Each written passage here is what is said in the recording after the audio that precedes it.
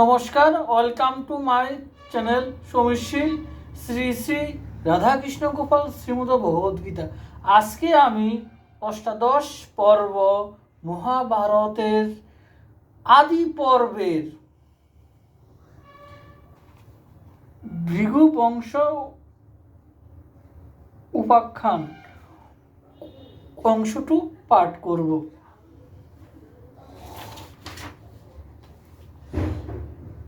সতী বলে, অবধান কর মুনিগণ, কহিব বিচিত্র কথা, ব্যাসের রচন, ব্রহ্মানন্দন হইল ভৃগু মহামুনি। পুলোমা নামেতে কন্যা তাহার গৃহিণী, গর্ভবতী পুলোমায় রাখি নিজ ঘরে। ভৃগু মহামুনি গেল স্নান করিবারে, হেনকালে আসে তথা দৈত্য একজন। ভৃগু পত্নী হরিবারে করিয়া মনন, কামেতে পীড়িত চিত্ত, নাহি অন্য ভয়। কন্যা দিল ফলমূল, কিছু নাহি লয়। বলেতে ধরিব বলি বিচারিল মনে, গৃহে প্রবেশিতে দেখে দীপ্ত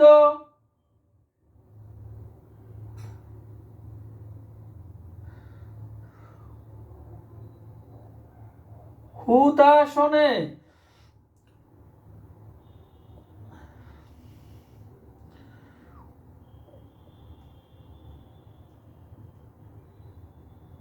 অগ্নিপানে চাহি বলে দানব দুরন্ত,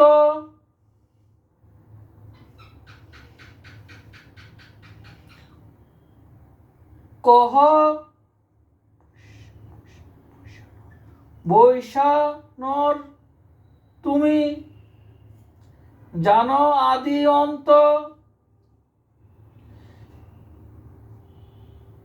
ইহার জনক পূর্বে বরিলেক মোরে, বিবাহ না দিয়া মোরে দিলেক ভৃগুরে। মিথ্যাবাদী ভৃগু নাহি করিল বিচার, বিভা করি আনে কন্যা বরণ আমার। মিথ্যা না কহিও তুমি, কহ সত্যবাণী। ন্যায়েতে এ কন্যা হয় কাহার গৃহিণী।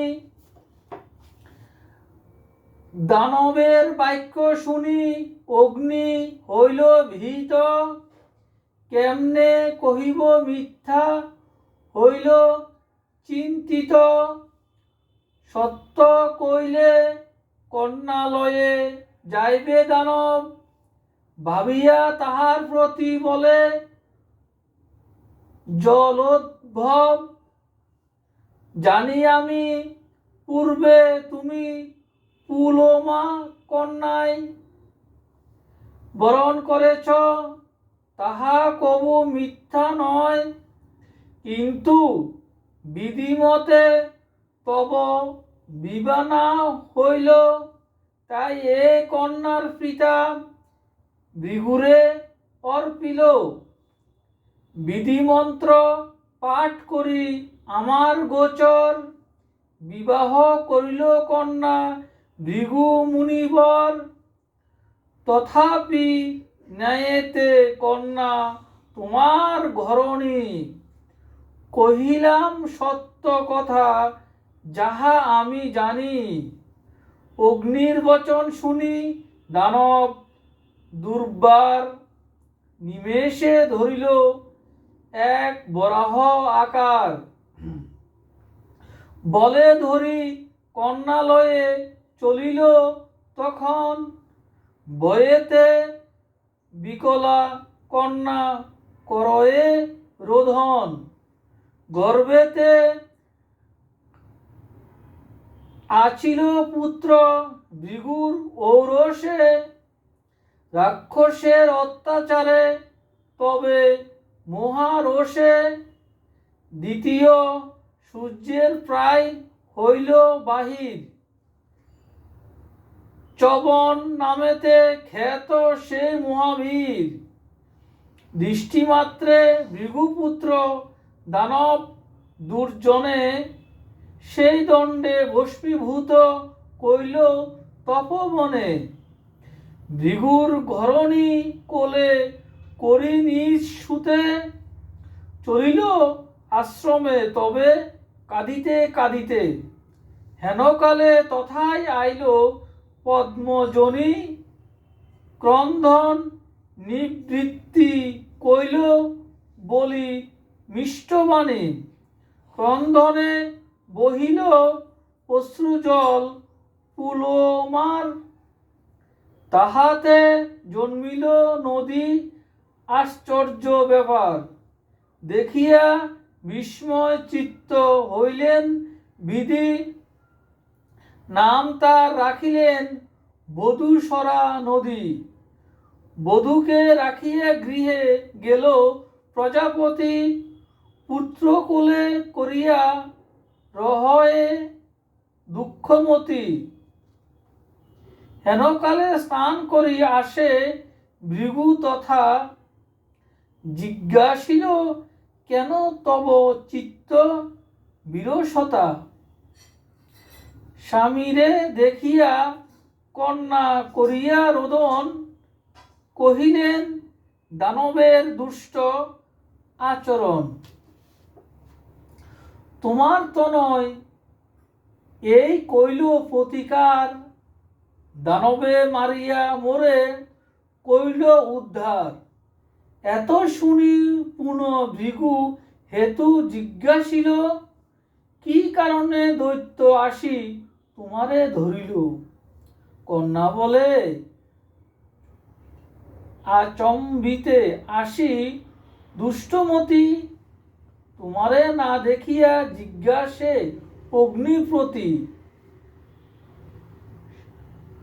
বৈশানর বাক্যে মোরে হরিল দুর্জন, শুনিয়া হইল ভৃগু ক্রোধে অচেতন। আজি হইতে সর্ববক্ষ হও হুতাশন, বলিয়া শাপিল ত্যাজে তবে তপোধন।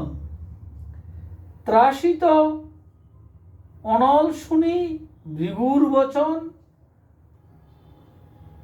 সকাতরে দ্বিজবরে করে নিবেদন। কোন দোষে ভৃগুমণি শাপ দিলা মোরে, বলিলাম যাহা জানি তাহা দানবেরে। জানিয়া শুনিয়া মিথ্যা বলে যে জন, ইহকালে কুৎসা অন্তে নরকে গমন। উভয় সপ্তম কুল নরকে প্রবেশে। জানিয়া আমারে শাপ দিলা বিনা দোষে, মোর মুখে দিলে তৃপ্ত দেব পিতৃগণ। অনুচিত শাপ মোরে দিলা কি কারণ, এত বলি বৈশানর দেবগণ লইয়া ব্রহ্মারে সকল কথা নিবেদিল গিয়া। ব্রহ্মা বলে অগ্নি দুঃখ না ভাব মানসে, সকলই হইবে শুদ্ধ তোমার পরশে। ব্রহ্মার বচনে অগ্নি সন্তুষ্ট হইয়া পুনর্পি জগতেতে বেপিল আসিয়া। রাধে কৃষ্ণ, রাধে কৃষ্ণ। শ্রী শ্রী অষ্টাদশ পর্ব মহাভারত কি জয়, শ্রী শ্রী রাধাকৃষ্ণ গোপাল শ্রীমদ ভগবদ গীতায় কি জয়। আমার এই অষ্টাদশ পর্ব মহাভারত পাঠ ভালো লাগলে আপনার লাইক, কমেন্ট, শেয়ার এবং সাবস্ক্রাইব করবেন এবং ফলো করবেন। ফলো যে অপশনটা আছে ওটাকে ক্লিক করবেন। রাধে কৃষ্ণ, রাধে কৃষ্ণ, রাধে কৃষ্ণ। আপনারা সবাই ভালো থাকবেন। সনাতন ধর্ম মানে এটা সত্য ধর্ম। এ ধর্ম কবে প্রতিষ্ঠিত হয়েছে সেটা কোনো আজ পর্যন্ত ভগবান ছাড়া কেউ বলতে পারবে না। যুগ যুগান্তর থেকে সনাতন ধর্মটা চলে এসেছে। তা আপনারা আমার ভিডিওগুলো শুনবেন, গীতা পাঠ করবেন, আমি এটুকু আপনাদেরকে অনুরোধ করছি। কৃপা করে এগুলো আমার ভিডিওগুলো শুনবেন, ফলো করবেন, সাবস্ক্রাইব করবেন। রাধে কৃষ্ণ, রাধে কৃষ্ণ, রাধে কৃষ্ণ। আপনারা ভালো থাকবেন। রাধে কৃষ্ণ, রাধে কৃষ্ণ, রাধে কৃষ্ণ।